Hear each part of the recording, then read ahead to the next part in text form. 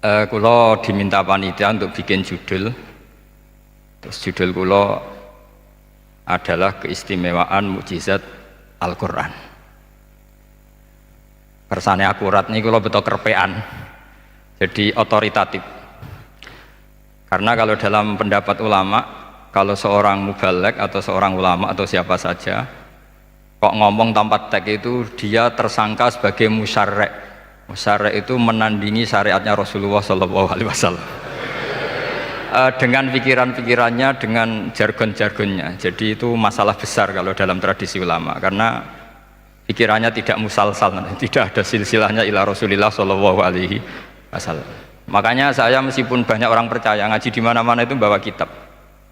Satu ya tadi niat ngerpek tadi supaya saya dulu masih ingat zaman di sarang itu kalau tes itu banyak yang bawa kitab. Ketika ditanya, ini namanya ngerpek? Enggak Pak, mutolaah itu tanpa batas. Jadi mutolaah itu kapan saja. Yang agak kriminal itu kasus ujian nasional.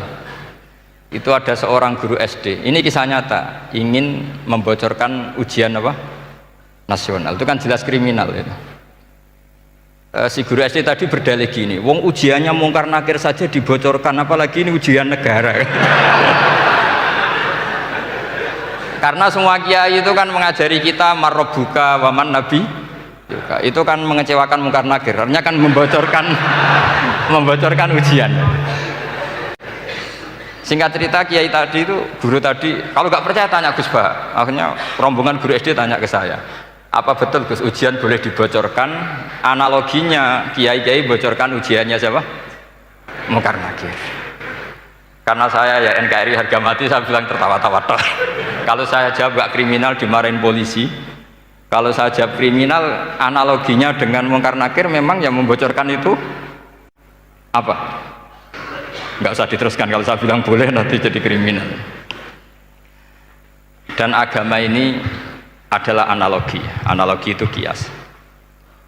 Sehingga saya di sini insya Allah serius sekali membawa makalah mukjizatnya Quran. Kenapa demikian? Memang saya merasakan dan semua yang hadir di sini pasti merasakan bahwa mukjizatnya Quran itu luar biasa. Sehingga kita satu-satunya umat yang nggak ditunggui Rasul, tapi kualitas iman kita insya Allah menyamai periode-periode sahabatnya Rasulullah SAW. Tapi syaratnya tadi ya, dengan pikiran yang sama, dengan teks yang sama, dengan rasa yang sama, dengan kejiwaan yang sama. Caranya gimana supaya sama? Kita harus terus membaca teks. Teks itu mengingatkan kita. Misalnya begini, yang dikatakan mukjizat itu kan sesuatu dahsyat yang dalam nalar manusia itu nggak mungkin terjadi. Misalnya ontanya Nabi Soleh keluar dari batu besar, itu kan satu peristiwa yang akal manusia tidak sampai. Begitu juga tongkatnya Nabi Musa membelah Laut Merah, yang akal manusia itu tidak sampai. Tapi pikiran itu menurut mazhab kita yang waras ini, saya ulang lagi, kita yang waras itu pikiran kriminal, itu salah. Saya ulang lagi ya, kita semua kan umatnya Rasulullah SAW. Semoga benar-benar umatnya Nabi, bukan Islam yang kumat. Karena orang Islam itu pilihannya hanya dua, kalau nggak bersatu umat Islam ya Islam yang kumat. Kumat itu agak gitu, namanya kumat dalam bahasa Jawa. Begini, saya ulang lagi ya. Yang dikatakan mukjizat itu amrun khariqun lil adat, sesuatu yang luar biasa, kemudian dalam tanda kutip yang manusia itu tidak mampu, sehingga itu dikatakan mukjizat. Seperti tongkatnya Nabi Musa dan untanya Nabi Nuh yang keluar dari batu besar. Kalau kalian ingin jadi wali, pikiran seperti itu tidak akan jadi wali. Gagal itu di KPU, gagal. Jadi nggak usah sampai MK, di KPU sudah gagal. Kenapa demikian? Pertanyaannya begini, memangnya sesuatu yang wajar kita lihat keseharian itu dalam kemampuan manusia? Saya ulang lagi, memangnya sesuatu yang biasa saja, yang normal saja itu dalam kemampuan manusia? Enggak juga kan? Manusia bisa enggak bikin unta? Yang wajar saja, yang lewat indukan, bisa enggak? Enggak kan? Manusia bisa bikin laut enggak? Enggak kan? Jadi kalau mukjizat itu dengan definisi sesuatu yang manusia tidak mampu, memangnya keseharian alam ini manusia mampu? Tidak juga kan? Nah, karena agama Islam dengan logika itu, Rasulullah SAW menolak mukjizat yang seperti itu, ya menolak mukjizat yang seperti itu. Makanya saya bilang pikiran pertama tadi itu kriminal, karena itu ditolak oleh Rasulullah SAW. Karena ya itu tadi, kalau itu dituruti, lama-lama kita tidak tahu kedahsyatan ciptaan Allah keseharian. Makanya ketika Rasulullah diminta laula utiya mislama utiya Musa, ya Muhammad itu punya mukjizat kayak tongkat Nabi Musa.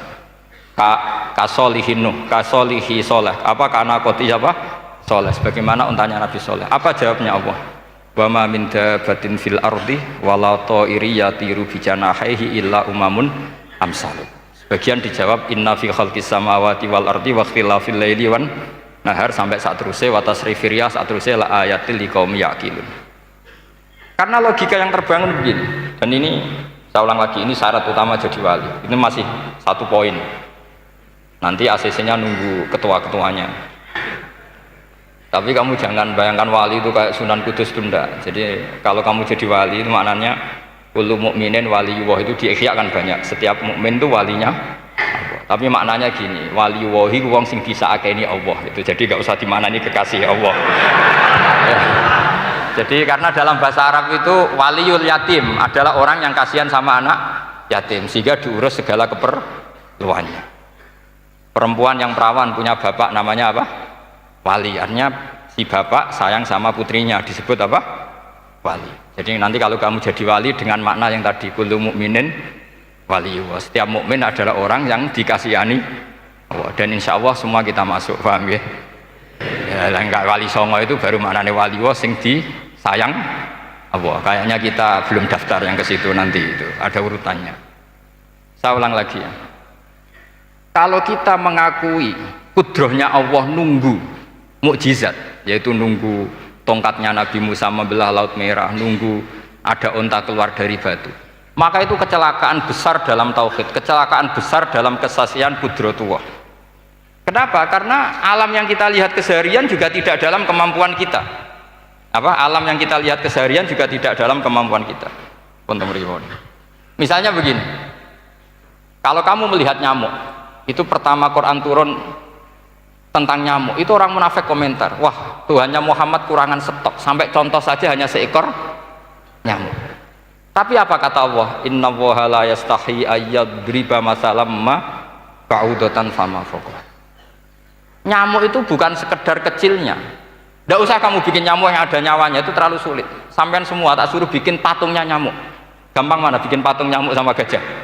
Tidak usah dikasih nyawa. Terus cari tatahnya itu dari mana, orang Jepara pun tidak akan bisa. Belum nanti bentuk alat kelaminnya, belum nanti uratnya alat kelamin, belum nanti punya jantung, jantung punya urat, jantungnya nyamuk juga punya kuman, kumannya juga punya organ tubuh, organ tubuhnya punya urat. Apa itu tidak lebih dahsyat ketimbang tontonan mukjizat yang diperagakan para nabi-nabi sebelum Rasulullah Shallallahu Alaihi Wasallam?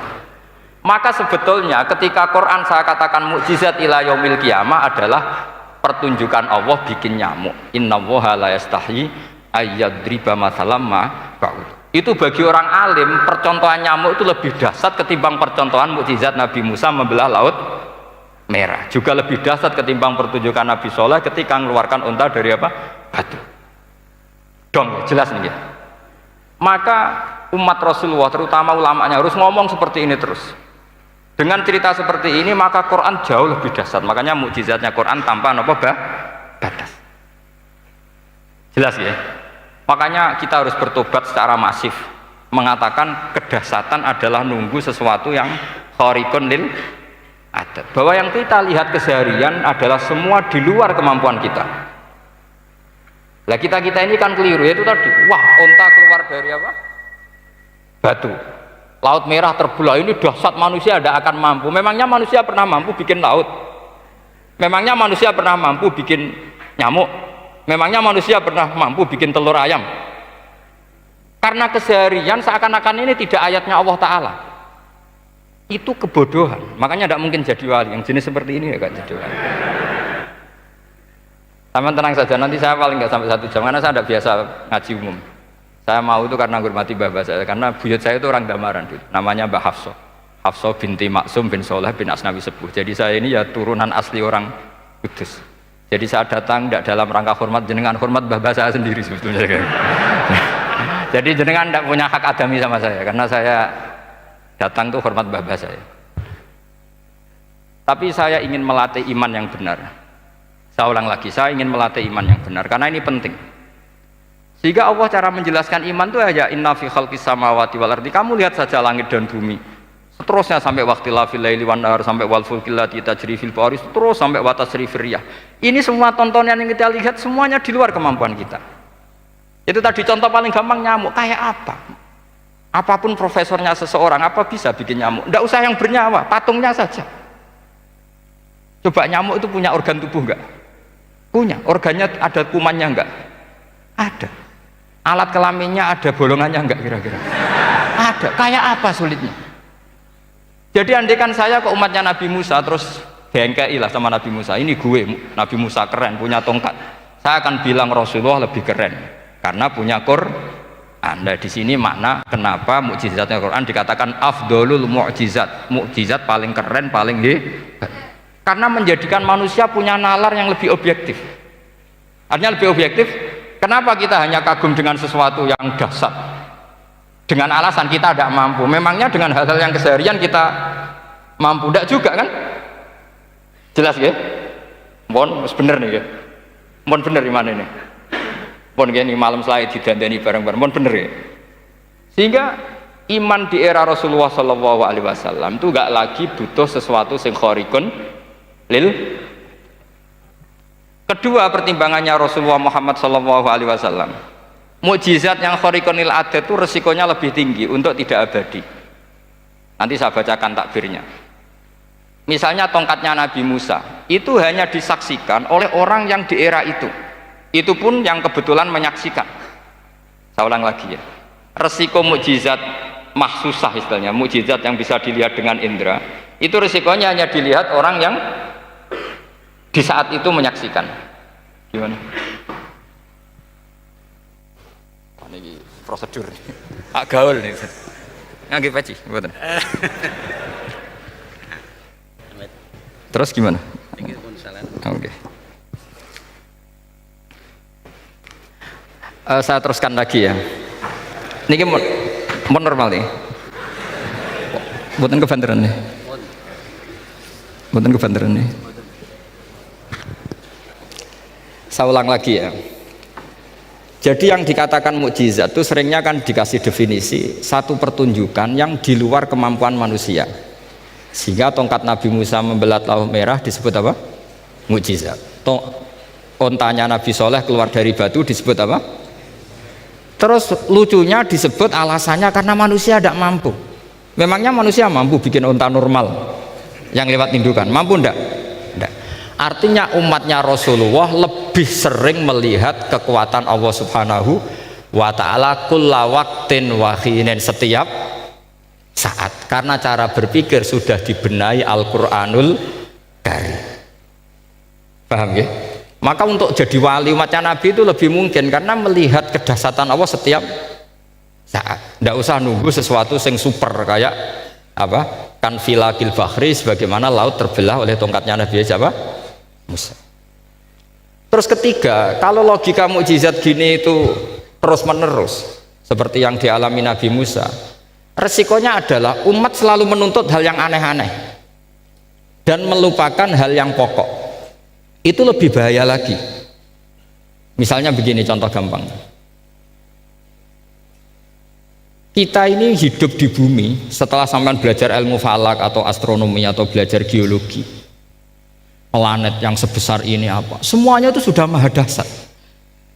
Gara-gara kita berpikir butuh kejadian yang aneh, ya gara-gara ingin kejadian yang aneh, mungkin lama-lama Anda ingin cari model hewan yang kepalanya itu di pantat, baru percaya kudrahnya Allah. Lama-lama kamu jadi dukun, seneng ular yang berkepala manusia itu baru dasar.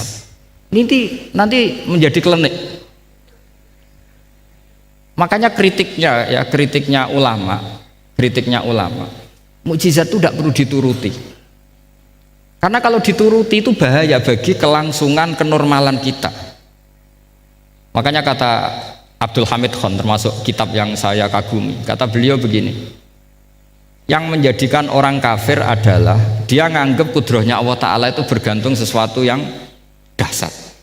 Dia nggak sadar bahwa keseharian dalam hidupnya semuanya pertunjukan kudrohnya Allah Subhanahu wa Ta'ala. Kayak tadi saya contohkan nyamuk tadi, inna woha la yastahi ayyadriba masalam ma, terusannya ba'udotan fama fokwa. Kayak apa susahnya bikin nyamuk? Sudah kecil, punya alat kelamin, punya organ, punya urat, lalu dalam tubuhnya juga ada kuman, kumannya juga berorgan. Kebayang nggak Anda bikin seperti itu? Enggak. Dasar mana dengan tongkatnya Nabi Musa? Sama-sama berstatus kita tidak mampu sama sekali. Dasar mana? Sama kan? Nah, itu yang diinginkan Rasulullah Shallallahu Alaihi Wasallam, dan Al-Quran menggiring kita cara berpikir begitu terus. Sehingga Quran cukup menghentikan wa ma min dabbatin fil ardi wala ta'iri yatiru bi janahaihi illa umamun amsalukum. Sebetulnya burung yang setiap hari terbang, yang setiap hari lewat Anda, itu semuanya bukti kekuasaan Allah Subhanahu wa Ta'ala. Tidak usah nunggu kejadian-kejadian super dahsyat. Terus keempat, korbannya para kiai, termasuk saya. Jadi nanti kalau saya tidak bisa haji terbang, wah tidak kiai, tidak bisa terbang.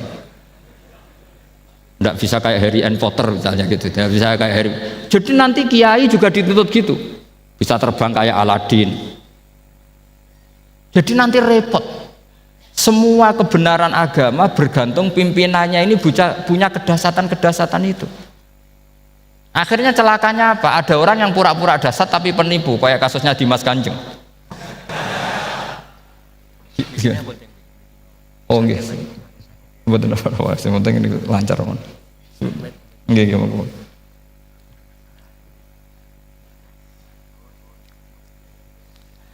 Jadi makanya nanti itu saya akan memberi penjelasan tentang apa? Mukjizatnya Al-Quran, kenapa disebut mukjizat paling apa dasar. Ini saya bacakan tag pokoknya ya, supaya sampean tahu. Ini tabaruk sama Imam Bukhari ya.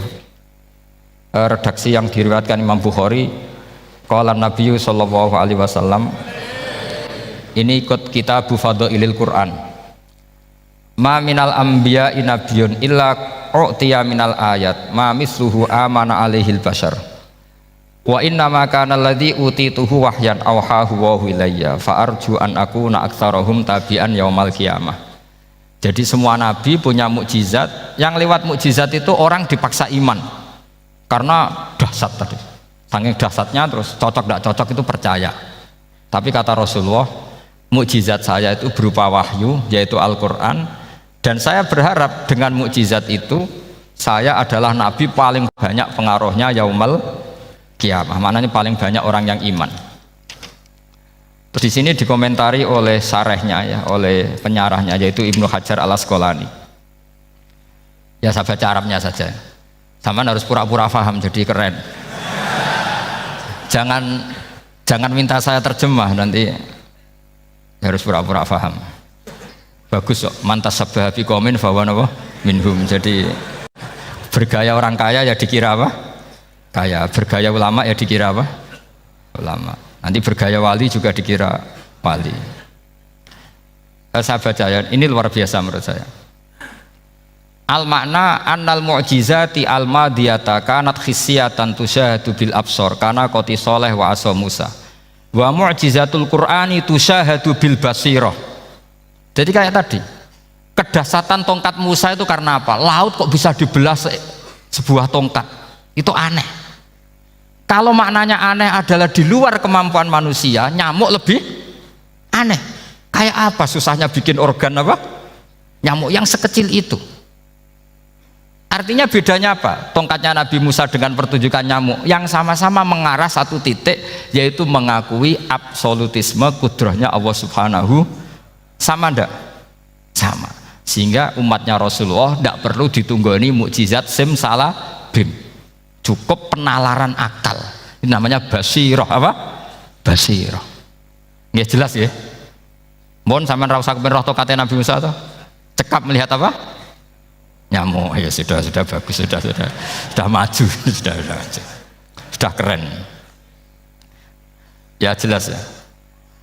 Li'annal ladzi yusyahadu bi ainir ra'si yang qaridu binqiradi musyahidihi walladzi yusyahadu bi ainil aqli baqin yusyahiduhu kullu man jaa ba'dal awwali mustamirron. Sesuatu yang dipertontonkan lewat sesuatu yang fisik kayak tongkat Nabi Musa, itu yang percaya langsung tentu yang melihat. Setelah itu ada yang percaya, ada yang enggak. Bisa saja itu hoax, bisa saja macam-macam. Tentu yang nggak percaya tentu salah, ya kita sepakat. Tapi tetap saja yang nggak menyaksikan itu bisa saja nggak percaya, paham ya?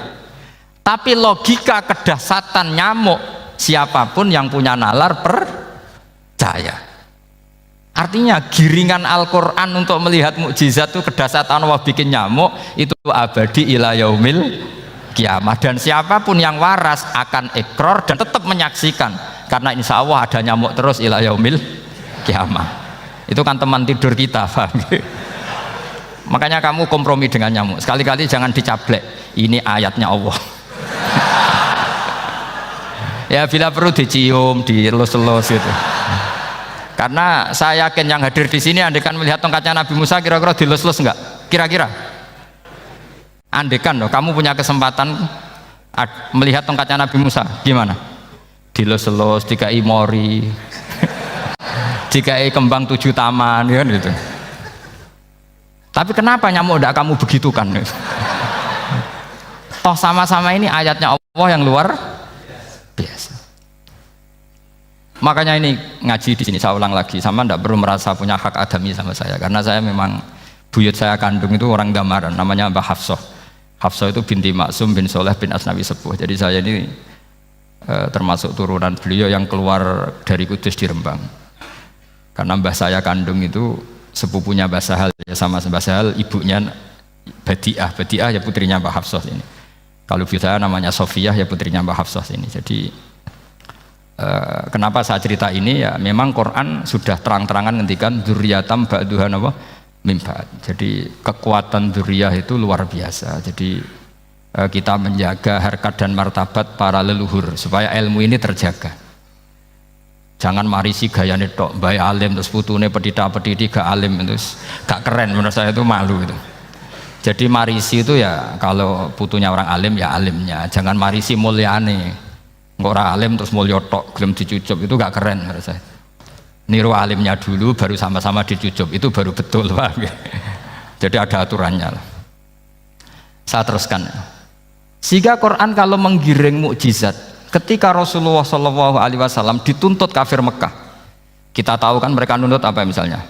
Lan nu'mina laka hatta tafjura lana minal ardi nabayam bu'a au takuna laka jannatum min nakhili wa inabin fatufajjiral anhara khilalaha napa tafsira au tusqitas samaa kama za'amta alaina kisafan au ta'tiya billahi wal malaikati qabila au yakuna laka baitum min zuhrufin au tarqa sama. Masih mereka bilang gini, walan nu'mina liruqiyika hatta tunazzila alaina kitaban naqra'u. Mereka nuntut tuh, Muhammad saya percaya kamu Rasul, tapi syaratnya Mekah yang tandus sulap jadi kota yang subur makmur, menjadi jannat subur makmur. Atau begini saja Muhammad, kalau kamu gelo sama saya mangkel karena kita ada iman, turunkan saja azab, kisafam minas sama, turunkan saja azab. Atau begini Muhammad, kamu kan bilang utusan Allah, kamu datang saja bersama Allah digandeng gitu, digandeng terus sama Allah diangkat tangan kamu, dimaklumatkan kalau kamu Rasulnya. Au ta'tiya billahi wal malaikati qabila. Karena mereka dengan logika yang salah, yang dikatakan mukjizat itu sesuatu yang seperti itu. Artinya kalau kamu berpikir mukjizat yang seperti itu, berarti Anda turunan kafir Quraisy. Anda turunan apa? Kafir Quraisy. Maka nggak boleh berpikir mukjizat seperti itu. Nyatanya Allah cukup menjawab dengan ayat wa ma min dabatin fil ardi wala ta'iri yatiru bi janahihi illa umamun amsalukum. Dijawab lagi inna fi khalqis samawati wal ardi waqtilafil laili wan nahar wal fulkil lati tajri fil bahr saat terusé la ayatil liqaumi yakin. Semudah itu kita iman kedahsyatan kudrahnya Allah. Cukup melihat kerbau, kok bisa ya jaga populasinya, padahal tidak pernah dia seminar cara jaga populasi. Nyatanya tetap terjaga. Tanpa lamaran ya bisa jaga keturunannya. Tanpa sesar ya anaknya lancar. Tanpa sesar kan? Artinya mereka bisa. Karena di sini ada kudratullah. Ada apa?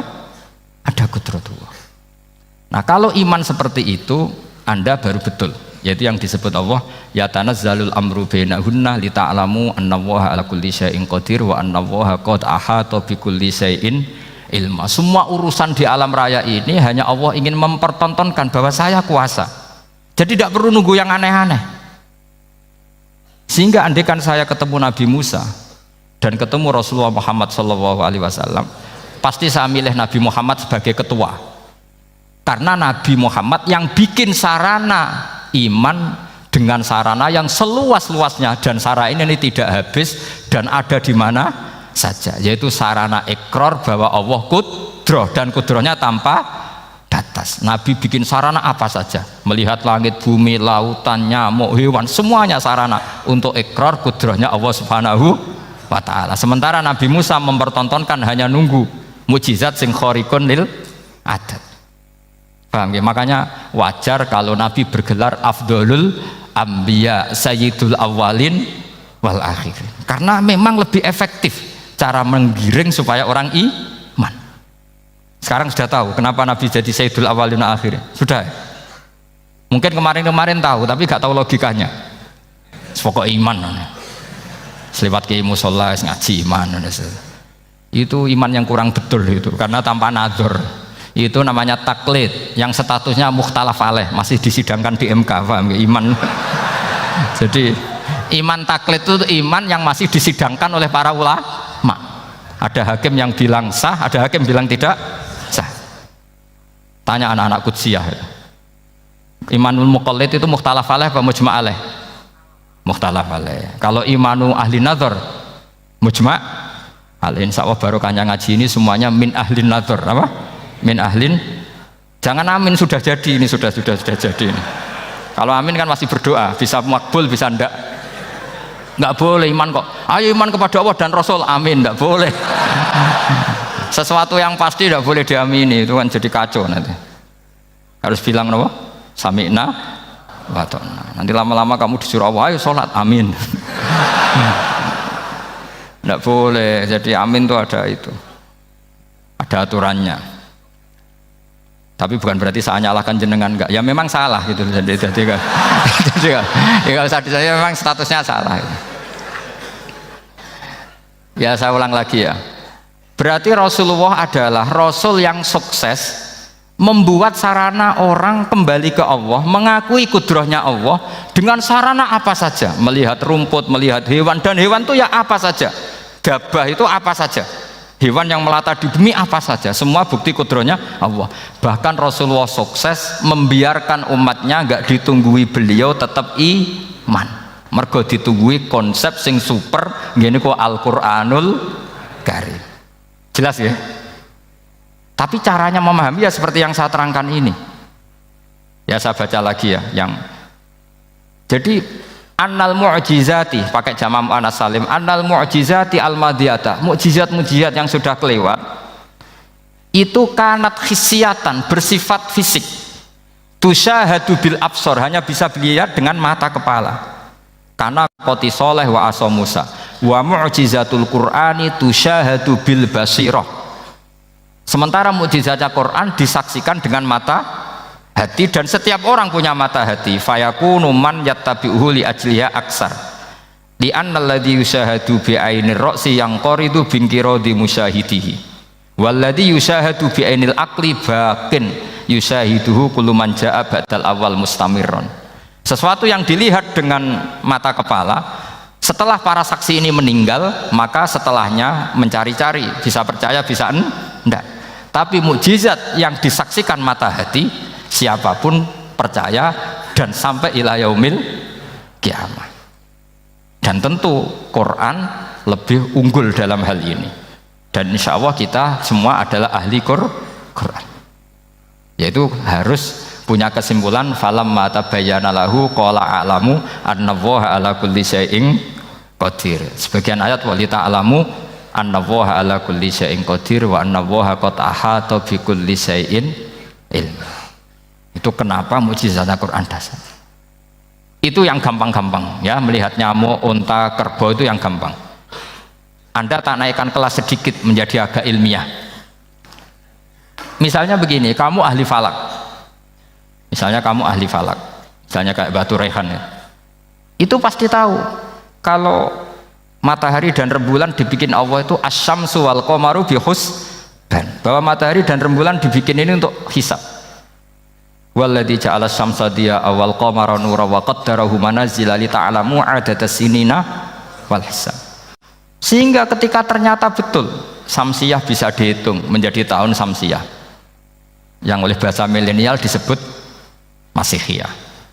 Sayyidina Umar agak tersinggung. Sebetulnya yang namanya hisab itu tidak ada hubungannya dengan Masehi dan Hijriyah, itu tidak ada. Semua berdasar matahari atau apa? Rembulan. Lah sialnya yang samsiyah ini oleh bahasa internasional disebut apa?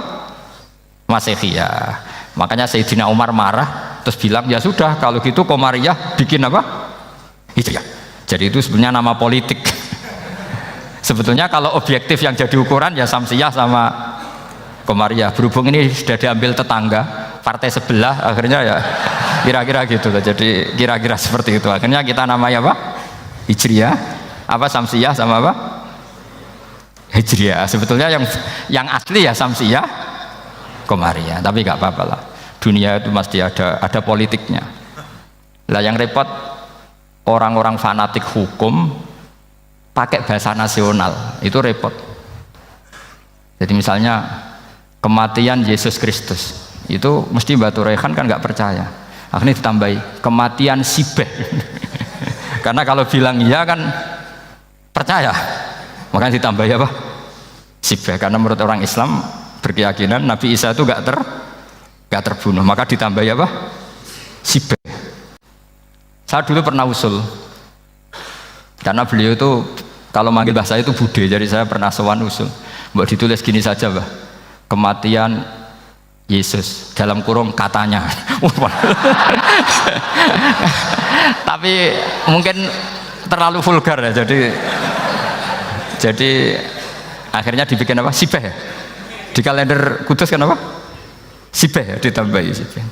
Ya nggak apa-apa lah, yang penting keyakinannya masih benar gitu. Jadi masih benar.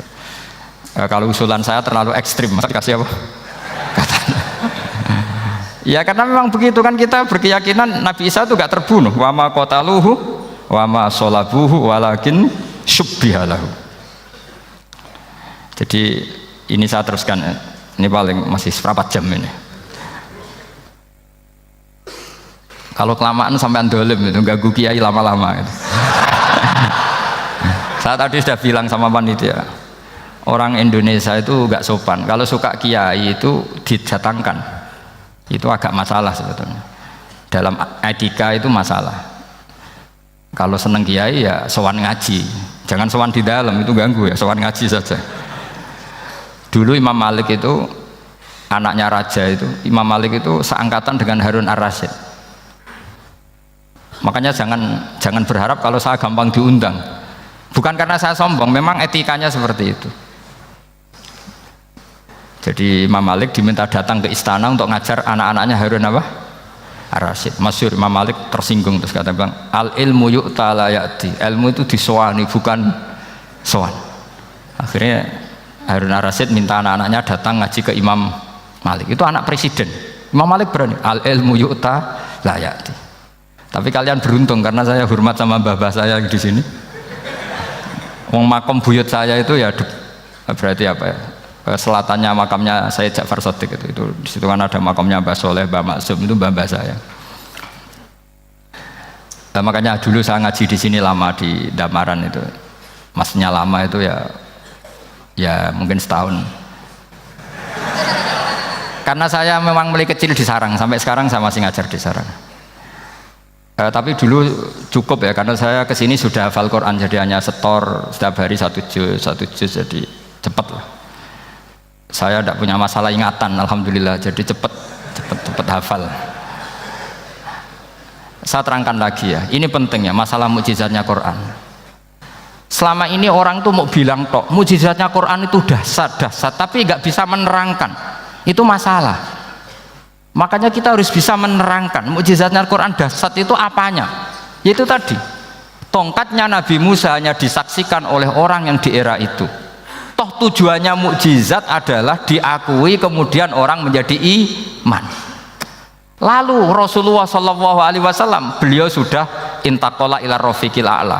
Tapi konsepnya Quran menjadikan orang yang nggak ditunggui beliau tetap iman ila yaumil kiamah. Itu yang maksud fa'arju an akuna aktsarahum tabi'an yaumal kiamah. Mukjizat saya itu cukup Quran kata Nabi, dan dengan mukjizat itu orang akan iman ila yaumil kiamah. Caranya seperti ini. Karena tadi sedahsyat-dahsyatnya mukjizat, tujuan utama orang terdikte supaya ikrar ngakui kudrohnya Allah. Lah ngono kok ngenteni tongkat sakti lah opo, cukup deloknya mau. Paham nggih? Jelas ya? Alhamdulillah, mau naik kelas ini sudah benar, ini sudah benar. Terus kedua begini, kedahsyatan Quran lagi. Quran itu bisa merunut, mentartibkan logika. Bahkan logika ini logika yang universal. Siapa saja merasakan logika itu. Misalnya begini, dulu orang kafir itu punya Tuhan banyak. Tentu yang dipertuhankan ya mana? Yang dipertuhankan itu banyak. Karena pikiran mereka urusan banyak, problem banyak, ya Tuhannya harus banyak. Ada BPKB 3D kan, istri cerewet, macam-macam lah itu kan. Problemnya banyak, maka Tuhannya harus banyak. Karena Tuhan itu maknanya penyelesai masalah. Sehingga kalau masalahnya banyak, Tuhan harus banyak. Ketika Rasulullah membawa konsep satu Tuhan, mereka janggal. Makanya mereka bilang, aja'alal alihata ilaha wahida inna hadza lasyai'un ujab. Masa Tuhan satu? Ini aneh, nggak bisa. Tuhan harus banyak, karena masalah kita banyak. Itu terpatri, di otak mereka terpatri. Lalu Nabi dengan santai diajari Allah menerangkan, andaikan kalian punya majikan banyak dan perintahnya beda-beda, kamu suka enggak? Ya enggak suka, mat, enggak enak. Punya majikan banyak itu udah enak. Milih mana majikan banyak sama satu? Satu aja, mat. Tuhan kamu adalah majikan kamu. Kalau banyak kamu bingung. Ya mat, satu aja mat. Itu segampang itu. Jadi menggiring, Tuhan itu kan bos kita, tuan kita. Kalau banyak berarti yang memerintah kita banyak, dan bisa konflik bos-bos kita ini karena berebut anak buah tadi. Akhirnya mereka, kalau kamu punya majikan banyak dan perintahnya beda-beda, semuanya minta dilayani, kamu pusing enggak? Ya pusing, mat. Minta mana? Majikan banyak sama satu? Satu saja Muhammad. Ya Tuhan kamu adalah atasan kamu, maka harus satu. Mereka paham, oke mat, Tuhan satu. Itu yang dimaksud dorobawaw matalar rojulan fihi syuraka umutasyakisuna wa rojulan salamal lirojul hal yastawiyani masalah. Langsung alhamdulillah, karena mereka yang paling bodoh pun paham dengan logika itu, paham kalau Tuhan banyak, perintahnya banyak, kita repot. Maka Allah bikin satu masalan, yaitu rojulan fihi syuraka umutasyakisuna wa rojulan salamal dirojul. Satu lelaki, satu bos, satu perintah. Kayak apa mudahnya Allah. Kemudian mereka tetap menuhankan Lata, Hubal dan Uzza, karena mereka dipertuhankan. Sebenarnya nggak pernah Tuhan, tapi dipertuhankan. Allah memberi contoh itu sederhana sekali. Wa daraballahu mathalar rajulaini ahaduhuma abkam la yaqdiru ala syai'in wa huwa kallun ala maulah aina ma yuwajjihu la ya'ti bi khair hal yastawi huwa may ya'muru bil adl. Kata Rasulullah, Lata itu menurut kamu apa? Ya Tuhan kami. Muhammad, Hubal ya Tuhan kami, Uzzah ya Tuhan kami. Lalu kalau mereka kotor ya saya mandikan, kalau hidungnya coplok ya saya tata. Terus kata Rasulullah begini, kamu mau nggak punya budak atau pembantu yang buta, tuli, bisu? Kamu mau nggak punya pembantu loh ya, pembantu itu budak zaman dulu. Kamu mau nggak punya pembantu yang buta, yang tuli, yang bisu? Wah gak doyan mat, nggak apa pembantu ngono. Yang pembantu saja kamu tidak mau yang gitu kok malah punya bos begitu. Orang yang tuli, yang bisu, yang kopok, jadi pembantu saja nggak layak kok malah jadi pangeran. Paham ya? Arca dan berhala itu kan nggak bisa apa-apa. Kamu mau gaji ngasih THR pembantu yang kopok, bisu, picek, mau? Wong jadi pembantu saja nggak sah kok mau jadi apa? Tuhan atau jadi majikan. Jadi Allah bikin contoh gampang sekali. Wadaraba masalah rajulaini ahaduma abkam la yaqdiru ala shay'in, enggak bisa apa saja. Wa wakallun amala maulah, anane ngrepoti tok. Inama yuwajjihu la yati bi khair. Mudah sekali. Akhirnya mereka berbondong-bondong iman karena logikanya ditata oleh logika Al-Qur'an. Makanya agama ini sebenarnya nggak pernah datang dengan kekerasan, itu tidak pernah. Bil hujjah, dengan argumentasi, itu disebut qul falillahil hujjatul balighah. Nah sekarang orang rapati soal argumentasi, senengane neror. Nah, itu rapati ngaji. Sebenarnya agama ini mudah. Ad-dinu yusrun, agama ini mudah, logikanya gampang. Untuk tidak menuhankan Yesus atau Isa, Quran juga datang dengan penjelasan yang nggak jelimet, yang gampang saja. Kata Allah, mal masihu ibnu maryam illa rasul qad khalas min qablihir rusul wa ummuhu siddiqah kana yakulanit. Paham? Kok arani pangeran piye? Nek mangan ya lesu. Kamu kebayang nggak misalnya punya Tuhan terus mbok gratisi pas marung. Terus kamu bangga, alhamdulillah tadi mbah habis ngratisi Tuhan. Tadi kelihatannya kelaparan, tak gratisi, senangnya bukan main. Kamu mau punya Tuhan yang seperti itu? Mau? Nggak mau kan? Allah menjelaskan karena yakulanit kuduyan sego, artinya nak orang mangan yo lemes. Pas kamu minta ternyata Tuhannya baru lemes. Jadi Quran itu tidak sinis gak, tapi menggiring logika bahwa ini tidak mungkin Tuhan. Wong kana yakulanit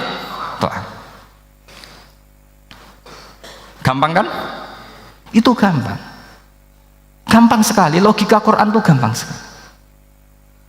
Dan masalahnya kita sekarang tidak mengkaji Quran yang sisi ini. Ya termasuk kritik kita ya, tapi ya sudahlah, ini dunia ya macam-macam. Ono sing ngaramno lomba, ono sing mendukung lomba, macam-macam. Saya tidak dalam posisi mendukung dan menolak. Saya 0-0, jadi tidak ke kanan tidak ke kiri dalam konteks tadi. Karena ya sudahlah, itu sudah takdir, semuanya takdir.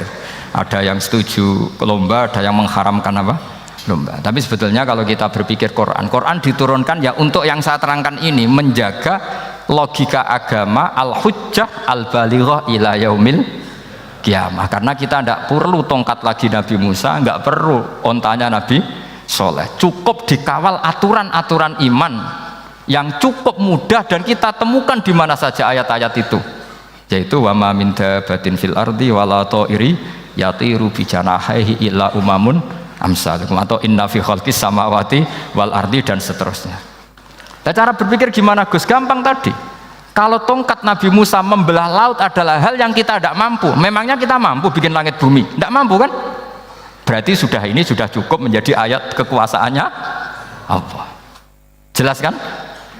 Maka mukjizat Quran ini mengawal umatnya Rasulullah SAW ila yaumil kiamat dengan logika seperti itu.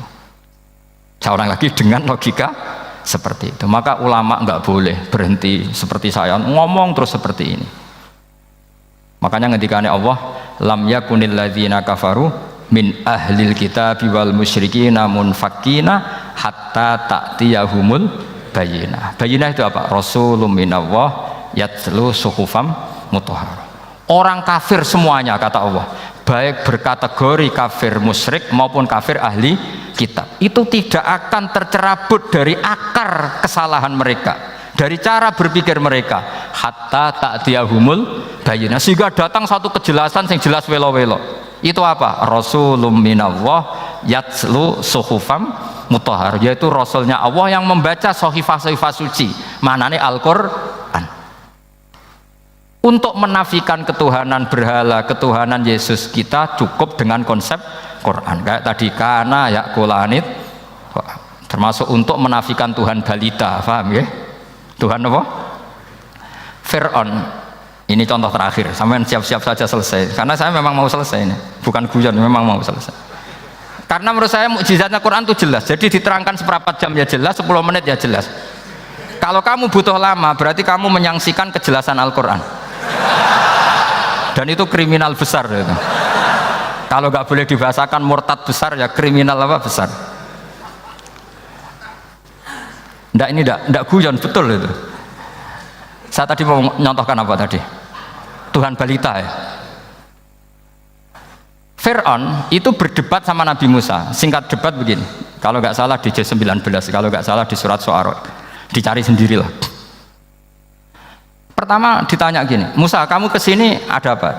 Ya bawa konsep Tuhan, yang jelas itu tidak kamu ya. Lalu Tuhan kamu siapa? Rabbus samawati wal ardi, yang menuhani langit dan bumi. Si Fir'aun masih berkelit begini, soal yang di bumi, saya jalan-jalan kemana-mana, setahu saya yang jadi Tuhan saya. Ma'alim tulakum min ilahin apa? Ghairi, di mana-mana yang dituhankan saya. Soal kemungkinan di langit begini, tunggu saya. Terus di Haman dipanggil, ya Haman ibn li sarhal ali abluhul asbab as-samawati fa'attali'a ila ilahi Musa. Haman, bikinkan saya piramida yang tinggi. Saya mau lihat Tuhannya Musa, apa betul ada? Padahal andaikan terjadi piramida kan Tuhan pun nggak bisa dilihat. Wong sampean yang wali saja tidak bisa melihat. Wali tadi yang sing disakeni Allah tadi itu aja nggak bisa melihat. Apalagi Fir'aun. Akhirnya Nabi Musa sadar bahwa logika itu tidak masuk ke Fir'aun, tidak masuk. Padahal ada pengawalnya banyak.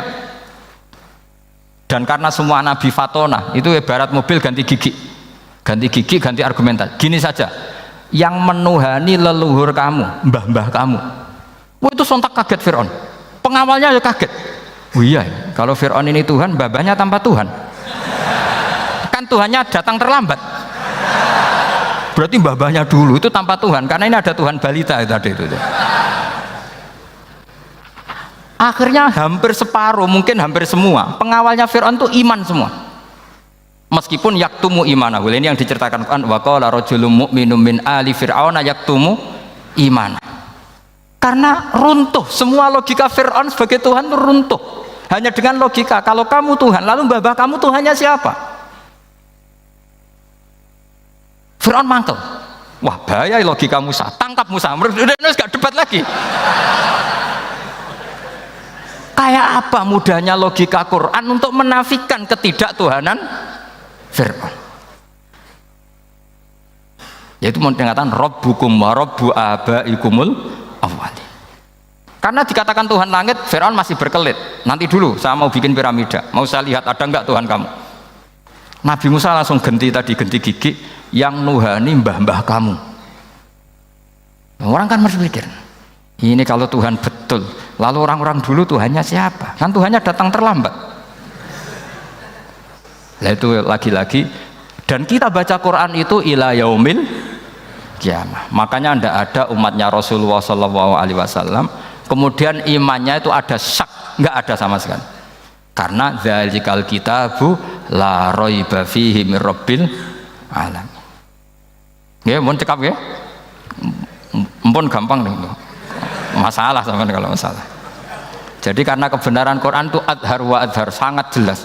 Sehingga nggak perlu butuh orasinya saya. Sebenarnya nggak perlu. Saya yakin, sampean sebelum saya terangkan ya sudah iman, sudah betul.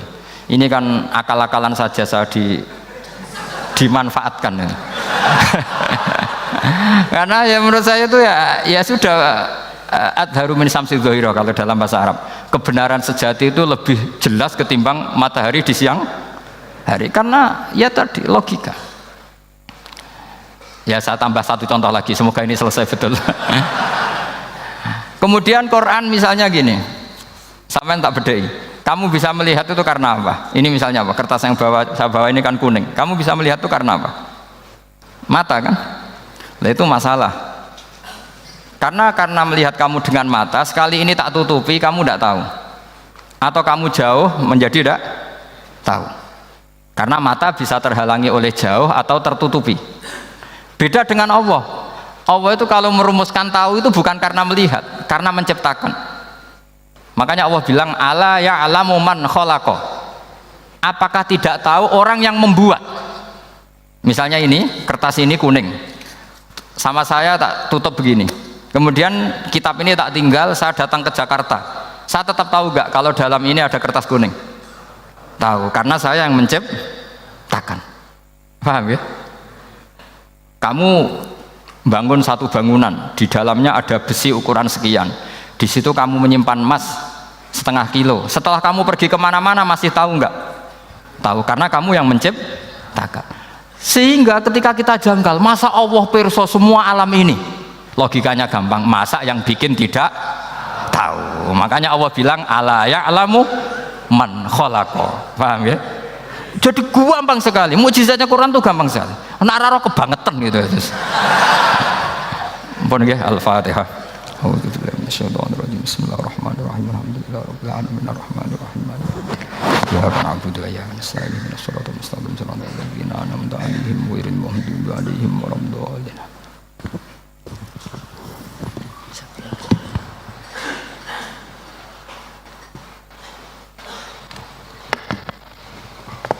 Doa siapa?